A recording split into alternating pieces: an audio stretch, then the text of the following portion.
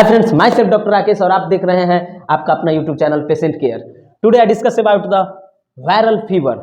आज हम लोग देखेंगे कि वायरल फीवर क्या है और वायरल फीवर कैसे होता है और किस किस वायरस के इन्फेक्शन से वायरल फीवर होता है। आज हम लोग देखेंगे a viral fevers refer to any fevers that result from a viral infection such as the flu और डेंगू फीवर। वायरस फीवर वो फीवर है जो वायरस से होता है, उसे वायरल फीवर कहते हैं। जैसे कि डेंगू, फ्लू, ये सब के बारे में देखेंगे। Most viral fevers are self recovered in 1 and 2 days। कुछ ऐसे ज्यादातर वायरस ऐसे होते हैं, ठीक है ना, जो इन्फेक्शन हुआ, first line, second line, third line, तीनों defence, biological barrier, chemical barrier को ब्रेक करके और फीवर तो प्रोड्यूस कर दिया, बट क्या हो गया कि लास्टली बॉडी जो है सेल्फ रिकवर कर लेती है 1 or 2 days बाद आफ्टर, ठीक है। और some are more severe and require medical treatment. और कुछ वायरस फीवर ऐसे होते हैं जो सभी डिफेंसिव मैकेनिज्म को ब्रेक करके और बॉडी में सिम्टम्स प्रोड्यूस करा देते हैं। उस कंडीशन में हम लोगों को मेडिकल ट्रीटमेंट और मेडिकल अटेंशन की बहुत ज़्यादा ज़रूरत होती है।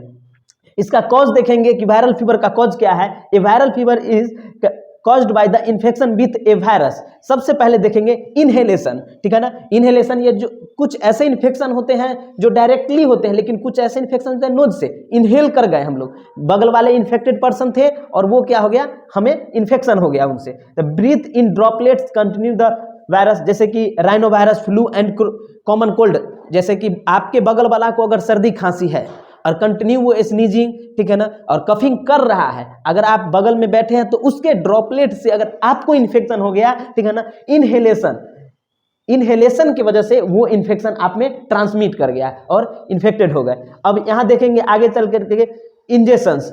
Food and drink can be contaminated with virus, जैसे कि novo virus, intero virus, corona virus. ये क्या है, जैसे कि किसी को इन्फेक्टिव पर्सन है, कोई इन्फेक्टिव पर्सन है, उनके साथ आप खाना खा रहे हैं, उनके बगल में बैठ करके टच कर रहे हैं या फिर जो भी होगा।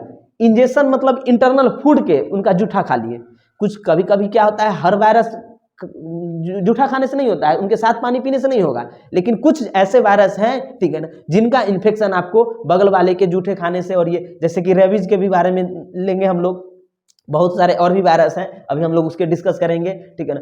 उसके बाद है bytes. Insects and others animals can carry virus, जैसे कि डेंगू, रेबीज। देखिए कुछ ऐसे वायरस के इन्फेक्शन है जो इंसेक्ट करके, जैसे कि मच्छर काट लिया, कीड़ा काट लिया, डॉग बाइट्स, ये सब क्या है जो है हम लोग को बाइट्स की वजह से होता है। बॉडली फ्लूइड, जैसे कि देखिए बॉडी के फ्लूइड से, जैसे कि क्या हो गया कि किसी पेशेंट को पहले से उसको हेपेटाइटिस है, ठीक है, और क्या हुआ विदाउट इन्वेस्टिगेशन, या HIV है, ठीक है ना, कोई भी, या VDRL पॉजिटिव है मान लेते हैं, तो अगर उसका बिना क्रॉस मैच किए हुए, बिना इन्वेस्टिगेशन कराए हुए बॉडी से उनसे ब्लड लिए और आप अपने अपने अंदर लगा लिए, बॉडी उससे जो ट्रांसमिट हुआ, या बॉडी फ्लूइड से, ये इंटरनल जो प्लाज्मा चल रहा है आपको चेक नहीं हुआ, ब्लड चल रहा है, टोटल ब्लड TRBC चल रहा है, आप बिना टेस्ट किए हुए अगर आप चढ़ा लिए, उसके वजह से जो इन्फेक्शन होता है, जैसे कि hepatitis A, B, C, D, E, सब ये वायरस का टाइप्स हैं। HIV है, डिफरेंट, ये अलग अलग है, ठीक है। आगे हम लोग देखेंगे इसके बारे में। सिम्टम्स क्या है, सीवियर हेडेक। जो भी वायरस का फीवर होगा ये मोस्टली जो है 99 to 103 डिग्री हायर टेम्परेचर लेता है। जैसे ही 103 से अगर ऊपर जाए तो दिक्कतें हो जाती है। Severe headache, chest pain, abdominal pains, frequent vomiting, बार बार वोमिटिंग आना, ये हेपेटाइटिस के भी केस में आता है। A rashes, especially you feel pain when binding it's folded. ये देखिए एग्जैक्टली वायरस में क्या होता है, वो स्किन के लिए, जैसे कि हर्पिस वायरस को लेके चलेंगे, उसमें फीवर क्या होगा, वो सेल्फ रिकवर करेगा।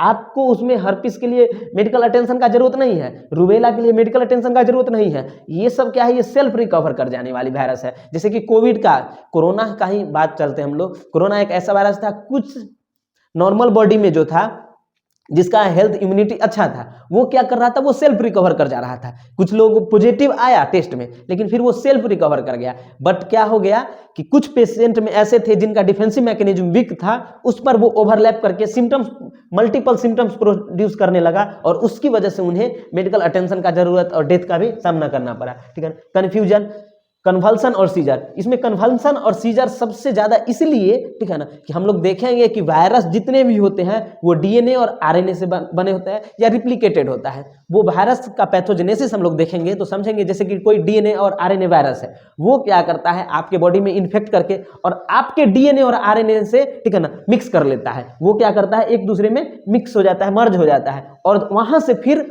वो आपका डीएनए था और वो कन्फ्यूज करके वो डीएनए अननोन डीएनए एंटीबॉडी बन करके और उसके बाद सिम्टम्स प्रोड्यूस करने लगता है। इसलिए वायरस को एग्जैक्टली हम लोग कभी इन्वायरमेंट से किल नहीं कर सकते हैं। क्यों?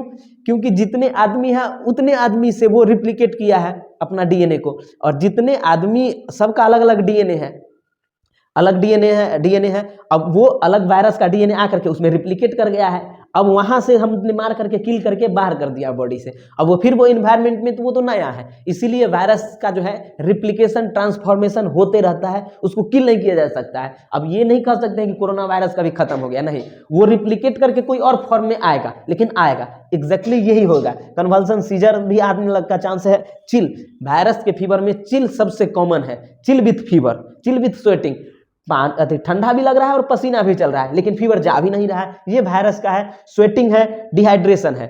डिहाइड्रेशन में क्या है कि बॉडी फ्लूइड जो है वायरस के इन्फेक्शन में बॉडी फ्लूइड भी बहुत ज्यादा लॉस होने लगता है, ठीक है।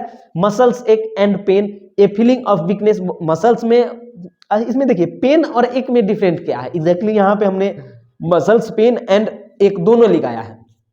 पेन में और एक में डिफरेंट क्या है, वो एक्सटर्नली भी आ जाए उसको पेन करेंगे, लेकिन एक्सटर्नली एक नहीं आ सकता है। वो जब हमारे बॉडी से और नर्व का पेन हो, वो एग्जैक्टली एक जो नर्व की वजह से आया हो, ठीक है ना, वो एक जाएगा। और वो एक्सटर्नल इंजुरी हो, नर्व में ही इंजुरी की वजह से पेन होती है, तो वहां भी पेन उसको ले सकते हैं। ए फीलिंग ऑफ वीकनेस बहुत ज्यादा, लॉस ऑफ एपेटाइट, भूख जो है उसका पेशेंट का फीवर के केस में खत्म होने लगता है। रीजन क्या है, फीवर के केसेस में होता क्या है कि अमोनिया और इतना ज्यादा बढ़ जाता है बॉडी में कि उसका माउथ का टेस्ट बदल जाता है, इसके वजह से एनोरेक्सिया आने लगता है। और जो है अमोनिया जितना ज्यादा लैक्टिक एसिड बढ़ेगा, ठीक है ना, भूख ऑटोमेटिकली आपका कमते चला जाएगा। According to virus symptoms are different, जितने भी अलग अलग वायरस हैं वो कुछ अपना स्पेसिफिक सिम्टम्स देता है, ठीक है ना। राइनो वायरस का अगर लेके चलेंगे तो वो नोज के लिए है, ठीक है ना। अब इंटेरो वायरस लेके चलेंगे तो एब्डोमेन के लिए है, ठीक है ना। अब यही चलेंगे तो अलग अलग है, हर्पिस है, रुबेला है, ये सब अलग है, HIV है, तो वो होल बॉडी और इम्यून सिस्टम पर भी कम करता है। टेम्परेचर जो है 90 degree Fahrenheit to 100 degree Fahrenheit depending on the underlining virus. अब वो सब अलग अलग वायरस पर भी निर्भर करता है कि अलग अलग वायरस है तो अलग अलग सिम्टम्स प्रोड्यूस करेगा, अलग अलग टेम्परेचर प्रोड्यूस करेगा, इसमें एग्जैक्टली कुछ नहीं कर सकते हैं, ठीक है। तो ये था वायरस फीवर के बारे में हम लोगों ने आज डिस्कस किया। इसका मेडिसिन देखेंगे तो according to sign and symptoms ही मेडिसिन लेना चाहिए। इन्वेस्टिगेशन में एग्जैक्टली इसलिए नहीं हमने इन्वेस्टिगेट के बारे में बताया क्योंकि इसमें जितने भी अगर फीवर आया है तो TLC बढ़ा रहेगा, ठीक है ना। एक चीज जानते होंगे कि ल्यूकोसाइट जब सेल इंक्रीज करेगा तो बॉडी, उस ल्यूकोसाइट में भी एक सेल है स्पेसिफिक न्यूट्रोफिल, जिसे पॉलीमॉर्फ बोलते हैं। पॉलीमॉर्फ इसलिए उसे बोलते हैं क्योंकि ये मल्टीन्यूक्लिएटेड होता है, ठीक है। पॉलीमॉर्फ न्यूट्रोफिल अगर बढ़ा हो तो एग्जैक्टली एक्यूट फीवर में और एक्यूट इन्फेक्शन में फीवर आते ही आते हैं, ठीक है ना। तो एग्जैक्टली इसमें नहीं कह सकते हैं कि क्या होगा, लेकिन हाँ मोनोसाइट बढ़ा रहेगा वायरस के फीवर। एक्यूट वायरल इन्फेक्शन में लिम्फोसाइट, मोस्टली वायरस के इन्फेक्शन में लिम्फोसाइट बढ़ा रहेगा, न्यूट्रोफिल नहीं। एग्जैक्टली आप लोग समझ लीजिए इस बात को कि कभी भी वायरल फीवर में न्यूट्रोफिल नहीं बढ़ता है, लिम्फोसाइट बढ़ता है। और अगर यही बैक्टीरियल फीवर होता तो न्यूट्रोफिल बढ़ा होता, ठीक है ना। अगर पैरासाइटिक होता है तो इस्नोफिल, बेसोफिल, मोनोसाइट, ये तीनों बढ़ा रहता। ये अलग अलग है कि हम लोग देखेंगे कि एक्यूट इन्फेक्शन में क्या क्या होता है। Thank you.